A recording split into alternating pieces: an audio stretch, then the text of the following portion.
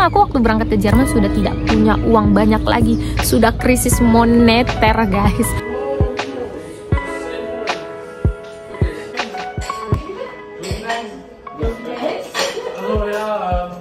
Halo Shun, apa kabar? Welcome back di Baitak Jerman. Ini hari pertama aku bangun pagi saat aku tidak kerja guys. Pagi ini aku nggak kerja dan aku mau turun ke bawah si Wak Amin yang bikin sarapan. Kita masuk dulu, ini aku lagi di halaman belakang nih. Pemandangan danau, bagus sekali.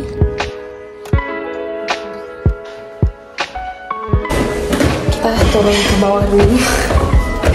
Itu Wak Amin yang lagi beres-beres di dapur. Aku tuh kalau nggak kerja pagi, males turun ke bawah karena kayak gak enak gitu ya. Kalau aku nggak bantu dia beres-beres.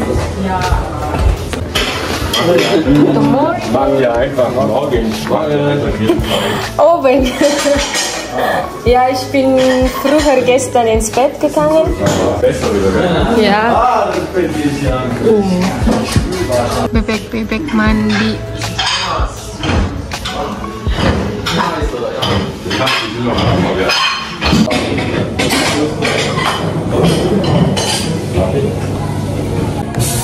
Ja, das ist fertig, oder?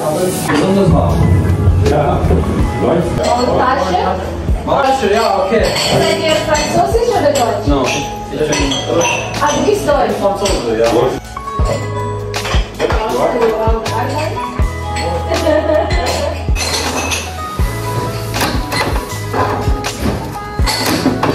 Nicht so einfach, keine Ahnung. Ja.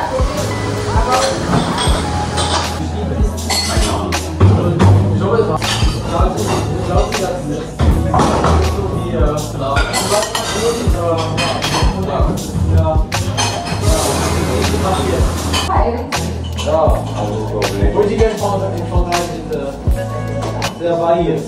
Ja.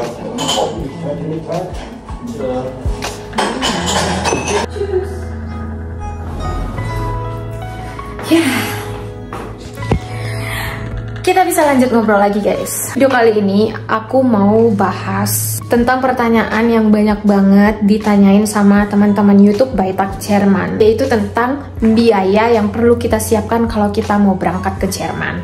Tapi guys, kita cerita-ceritanya di luar aja yuk. Soalnya cuaca hari ini tuh menurut aku bagus banget, hangat gitu ya, nggak dingin, nggak panas. Ini jam 9:30 pagi dan ini tamu-tamu yang di tempat kegiatan rumah BFD ku ini, mereka lagi belajar. Makanya ini lagi tertib banget. Mereka itu belajar bahasa gitu ya habis sarapan. Karena mereka di sini tuh ngikutin retret yang sekalian ada kegiatan belajar bahasanya guys. Jadi di sini disebut Spracharbeit, tapi ini ada yang di luar sih. Kita lihat tuh, mereka ada sebagian di luar. Nggak tahu, itu juga mereka ternyata di luar ada kegiatan mereka. Jadi mereka itu 43 orang dan dibagi 3 kelompok gitu. Jadi ini aku sekarang ke halaman depan tempat tinggal aku di Jerman ini guys. Karena ini masih pagi, orang-orang belum seramai kalau sore. Jadi kalau sore hari itu lebih rame banget pada ngabisin waktu sampai matahari terbenam di sini. Tadah! Ini hari Senin, jadi pagi kan masih banyak orang yang kerja, makanya sepi guys. Oke, itu ada tempat duduk. Ya, aku sudah duduk di tempat yang sangat nyaman ini teman-teman. Jadi ada orang lewat pun mereka nggak bakalan peduli. Nanti kalian bakalan lihat tuh ada orang lewat tuh dari belakangku. Karena aku di tempat keramaian ini sebenarnya, cuma lagi sepi. So, jadi mengenai biaya untuk ke Jerman ini ya teman-teman. Menurut pengalaman aku dan juga menurut dari teman-teman yang udah aku dengerin cerita mereka, baik itu au pair, baik itu mau BFD, baik itu mau Ausbildung, menurut aku biaya itu nggak akan bisa selalu sama. Semuanya tergantung gimana proses kita masing-masing. Cuma biaya yang wajib menurut aku ya, apapun itu yang kita ikutin ke sini, biaya yang wajib kita keluarkan itu adalah yang pertama biaya untuk kita belajar bahasa Jermannya. Nah ini berapa biayanya? Ini semuanya tergantung gimana kitanya. Kalau kita bisa belajarnya cepat, jadi kita artinya belajarnya nggak terlalu mengeluarkan biaya banyak untuk belajar bahasa Jerman. Intinya kalian cek aja masing-masing di tempat les yang dimana yang kalian bisa menjangkau dan juga kalian sanggup dengan biaya yang ditawarkan sama tempat lesnya. Gak harus di tempat les A, B, C, D, E, F, nggak harus. Yang penting kalian tahu aja itu tempat les benar-benar bonafit gitu untuk mengajar bahasa Jerman, udah bisa. Bahkan kalian mau les private atau mau les apa, nggak apa-apa. Yang penting orang yang mengajarkan kalian bahasa Jerman itu emang mengerti nih struktur-struktur bahasa Jerman. Karena di bahasa Jerman itu ada level namanya A1, A2, B1, B2 gitu. Jadi kalau untuk ke Jerman menurut aku minimal itu level A1, yaitu au pair. Kalau untuk BFD kalian tahu kan, aku udah pernah bikin videonya, nggak harus ada sertifikat bahasa Jerman. Yang penting bisa komunikasi dan yang penting tempat BFD-nya atau tempat FSJ-nya menerima tanpa sertifikat. Biaya yang kedua itu adalah biaya ujian bahasa Jermannya jika memang kalian itu dibutuhkan sertifikat bahasa Jerman untuk pengelengkapan dokumen ke sini, teman-teman. Jadi biaya untuk ujian sertifikat ini pun beda-beda tergantung level. Ada level A1, A2, B1, B2. Ini harganya beda-beda. Berapa harganya? Kalian cek aja langsung juga ya. Kalau di pengalaman aku ujiannya waktu itu level A1 harganya sekitar 1.600.000-an. Karena aku berangkat ke sini au pair, guys. Nah, kalau kalian misalnya tuh berangkatnya BFD kan nggak butuh tuh ujian bahasa Jerman, nggak harus gitu ya. Kalian itu udah bisa skip nih biaya ujian. Dan kalau mau ke sini Ausbildung itu wajib, aku tahu harus ada sertifikat bahasa Jerman minimal itu B1 kalau nggak salah. Tapi ini juga kembali ke tergantung stelle Ausbildungnya. Ada yang mengharuskan B2. Jadi kalau kalian ujiannya makin tinggi, pokoknya harganya makin mahal, teman-teman. Nah, biaya yang ketiga yang wajib itu adalah paspor. Kalau ini semuanya wajib sih, harus bayar paspor pastikan. Karena untuk kita kesini tuh kita harus bikin paspor. Jadi biaya paspor ini rata-rata sih sama menurut aku di Indonesia, Rp350.000 yang paspor buku biasa. Aku pakai yang itu waktu itu. Ada yang tanya ke aku mengenai paspor, Kak, paspornya harus yang gimana ya? Harus yang elektronik kah atau yang gimana kah? Enggak, paspor yang gimana aja pun diterima kok untuk luar negeri menurut aku ya. Cuma kalau ke Jerman itu kemarin ada yang masalah, kalian tahu kan masalah paspor, dan itu kayaknya udah dibenarin sih sekarang. Nah, biaya yang selanjutnya itu biaya keberapa nih sekarang, aku udah lupa guys. Jadi pokoknya biaya selanjutnya itu adalah biaya visa.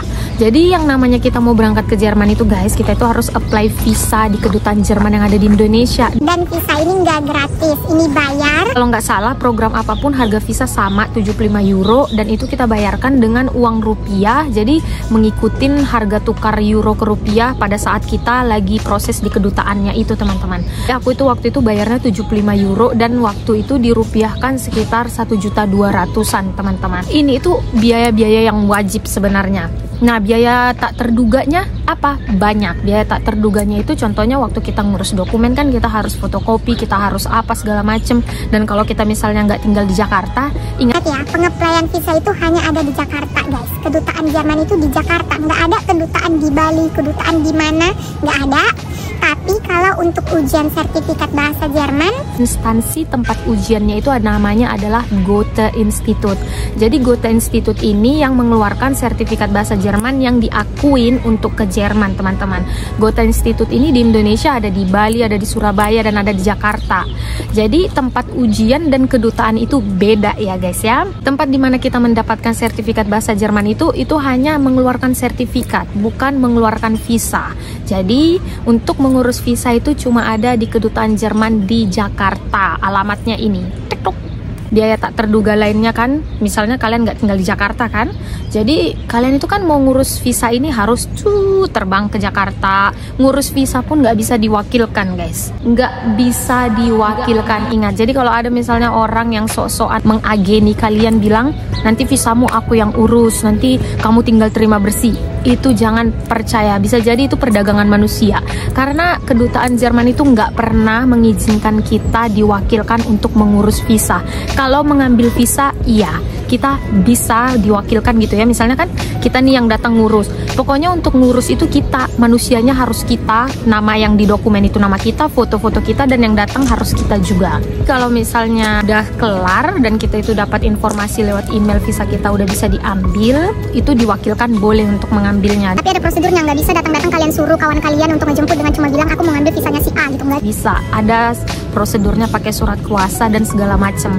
Jadi visa ini hal yang benar-benar sangat-sangat privat gitu loh teman-teman, sama kayak ngurus surat tanah atau surat apa segala macam. Visa ini bukan kaleng-kaleng, bukan main-main. Makanya kerja pakai visa itu sebenarnya kecil kemungkinan masuk ke dalam jaringan yang perdagangan manusia, apalagi ke Jerman teman-teman. Setelah itu biaya tiket pesawat itu juga biaya tak terduga, karena kita nggak bisa tebak nih harga tiket pesawat berapa. Ini tergantung saat kita pesan tiketnya gimana, bisa jadi mahal banget, bisa jadi murah banget. Oh, aku waktu itu pas lagi murah banget, tapi untuk rincian biaya sesuai pengalaman aku bahas di video lain aja ya teman-teman. Hari ini aku bahas yang secara general biar teman-teman semuanya bisa punya gambaran untuk diri masing-masing, karena kan nggak bisa selalu sama semuanya kan. Tapi kalau ada yang penasaran tentang biaya yang aku keluarin, nanti aku buatin video lain lagi teman-teman. Dari sini kita udah bisa hitung berapa kira-kira kan. Dari program yang 3 tadi tuh, au pair, BFD atau FSJ, dan Ausbildung, kita bisa bayangkan lah ini ya. Ketiga program ini, mana nih yang paling mahal kemungkinan biaya dikeluarkannya? Yang pasti semakin kita lama belajar bahasa Jermannya, apalagi kalau kita itu belajarnya di tempat les, biaya yang kita keluarin juga pasti akan semakin mahal ya kan? Kalau aku waktu itu memang cuma belajar A1 doang. Nah, ada yang tanya tentang uang pegangan untuk ke Jermannya. Jujur ya, aku kasih tahu ke kalian, untuk uang pegangan ini sebenarnya kita nggak perlu terlalu pusing banget. Kita bawa uang yang kita punya aja juga nggak apa-apa. Kebutuhan uang pegangan kita untuk ke Jerman ini semuanya tergantung kita masing-masing, benar. Tapi aku mau kasih tahu buat teman-teman nih ya. Selama kita di Jerman ini sudah dapat tempat tinggal, sudah dapat makan gratis, sudah dapat apa lagi ya? Ya itu, yang paling penting itu sih sebenarnya, tempat tinggal dan makan gratis. Jadi artinya kita itu emang sudah tidak perlu lagi yang namanya mengeluarkan uang lagi untuk kebutuhan rutin ya kan. Jadi kita bawa 20 euro, 30 euro, 50 euro pun menurut aku nggak apa-apa. Tapi buat jaga-jaga, mungkin ada yang mikir mana tahu terjadi masalah di tempat kerjaan atau di tempat pertama kali datang. Misalnya au pair terjadi masalah sama si gas familia, terus harus keluar dari rumah itu, atau terjadi ya hal-hal emergensi gitu kan. Jadi itu benar kita perlu jaga-jaga. Tapi menurut aku 100 euro itu udah cukup banget sebenarnya. Jadi 100 euro itu kalau dibulatkan ke rupiah sekitar 1.600.000-an teman-teman. Itu yang aku bawa waktu itu ke Jerman. Karena memang aku waktu berangkat ke Jerman sudah tidak punya uang banyak lagi, sudah krisis moneter guys. Makanya waktu itu aku mikir aku harus cepat-cepat ke Jerman nih, aku harus cepat-cepat ke Jerman nih. Karena waktu itu aku sudah pengangguran, resign demi ke Jerman. Ya, akhirnya kan setelah di Jerman kan kita kan bekerja nih datang ke sini. Jadi kalau tempat kerjanya itu sudah kasih kita fasilitas tempat tinggal dan tempat makan, itu sudah jadi hal yang meringankan beban kita nih untuk awal pertama datang ke Jerman ini. Kalau kalian itu penasaran, semuanya kah ngasih tempat tinggal, semuanya kah ngasih makan? Tidak teman-teman, tapi kalau au pair itu sudah wajib, pasti. Kalau au pair akan dikasih tempat tinggal dan akan dikasih makan. Walaupun itu dibilang keluarganya keluarga harimau serigala sekalipun, itu sebenarnya sudah kewajiban mereka. Jadi kalau mereka nggak kasih, kita bisa tuntut sebenarnya mereka. Nah tapi kalau BFD, FSJ itu tergantung tempat BFD dan tempat FSJ-nya. Jadi dari awal kita interview sama mereka kan kita sudah tanyakan ke mereka.